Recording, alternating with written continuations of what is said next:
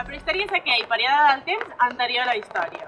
Fa uns 3.500 anys que comença aquest període de l'evolució i ens trobem amb 3 etapes, el paleolític, el neolític i l'edat dels metalls. Els primers homínids que destaquem en la nostra proximitat pel nostre gènere d'Homo és l'Australopithecus. Apareix fa 4.500.000 anys enrere i la seva característica principal és que és el primer homínis bíped que caminava alçat.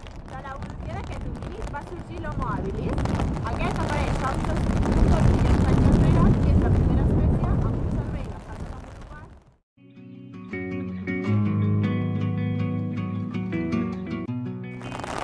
L'evolució d'aquest va conduir a l'aparició dels homínids neandertals. Apareix fa uns 300.000 anys enrere i constitueix la primera espècie d'homínids moderns que viu al tern de tota Europa.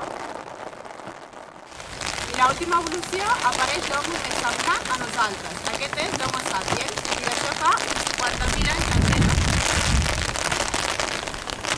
L'estudi d'aquesta etapa es basa en les restes de materials que s'han trobat fins al moment. Aquestes restes són armes, dibuixos, restes humanes i sepultures que permetran determinar el període de l'evolució en què ens trobem. A l'actualitat ens podem trobar en diferents zones, talaiots, navetes, poblacions, etc. En aquests moments ens trobem al Vallès de Vallrubí. A l'època paleolítica, aquests s'organitzaven en clans que eren petits grups familiars, que portaven una vida nòmada, ja que quan s'acabaven els recursos del medi on vivien actualment, doncs es trasladaven a un altre lloc. En canvi, en el neolític vivien en tribus, que eren grups més nombrosos que els clans i cadascú estava especialitzat en una feina. Que en el neolític, en canvi, eren sedentaris, és a dir, que estaven en un lloc. Durant l'edat dels metalls es desenvolupen les primeres civilitzacions i es creen petites ciutats en què tothom es troba sota les ordres d'un home superior. Al paleolític s'instal·laven a les coves i s'instal·laven també a prop dels rius, d'aquesta manera asseguraven el menjar i l'aigua. Al neolític es formen els primers poblats i vivien en cabanes. En l'edat dels metalls vivien en petites ciutats i no canvia gaire amb el neolític, ja que també vivien en un estil de cabanes. El paleolític es caracteritza per ser l'etapa de la història més llarga. Aquesta comença amb l'aparició dels primers homes. Durant aquesta etapa fabricaven eines a partir de pedres que els servia per protegir-se i per caçar. En el neolític, les eines que utilitzaven eren més perfeccionades i utilitzaven la pedra polida. L'edat dels metalls és aquella en què es descobreixen el bronze, el coure i el ferro amb els que feien eines i instruments.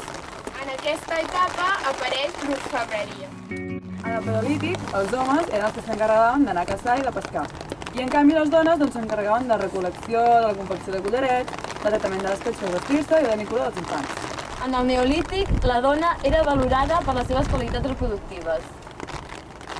I durant l'edat dels metalls la situació de la dona no va millorar, sinó que seguia sent valorada per les seves qualitats reproductores i tenia cura de la casa i dels infants. El descobriment més important del paleolític va ser el foc. Aquest va ser molt important ja que els va permetre escalfar-se, poder cuinar el menjar, tenir llum i, molt important, protegir-se dels animals perillosos a la nit. A més, aquests homes pintaven dibuixos a les parets a partir de pigments naturals. Aquests dibuixos tenien un significat místic i moltes vegades eren representacions de caça. A causa de l'especialització dels homes en diferents tasques, va augmentar la producció. Això vol dir que van descobrir el comerç, és a dir, que intercanviaven els seus productes.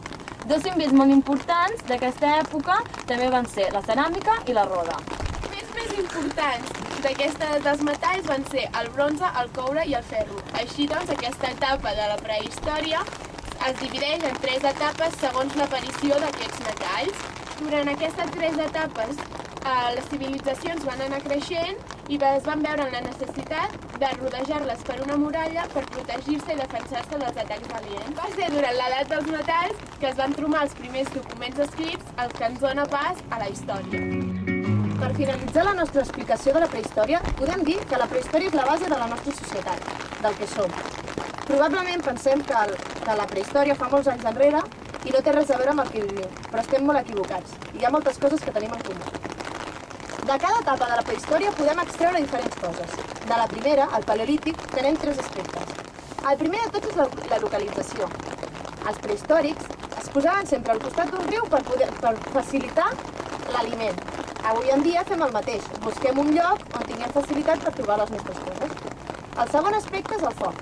El foc ha estat un invent molt creatiu durant tota la vida. S'ha utilitzat sempre. I finalment la pintura, que ha estat un dels arts més llargs de tota la història. De l'època neolítica trobem 4 aspectes. La primera és la distribució de feines.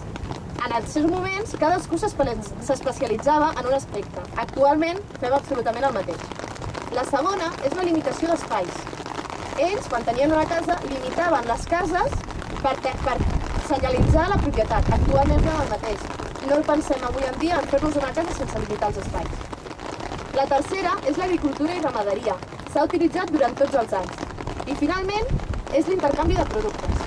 En aquella època canviaven un producte per un altre, cosa que avui en dia ho hem canviat per les monedes. De l'època dels metalls ens queden 2 aspectes. El primer és que tenien un ésser superior que simbolitzava l'autoritat. Actualment, per molt que vulguem ser democràtics, seguim tenint el mateix. L'autoritat representaria la política.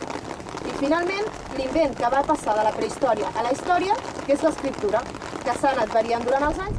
Finalment dir que a l'època prehistòrica, al ser l'inici de l'home, qualsevol descobriment era un descobriment important. Han passat tants anys de la prehistòria a l'actualitat que cada cop s'han descobert més coses i cada cop queden menys coses per descobrir. Però d'una cosa estem segures, que per molt que s'hagi descobert, hi ha moltes coses que encara no sabem. Gràcies.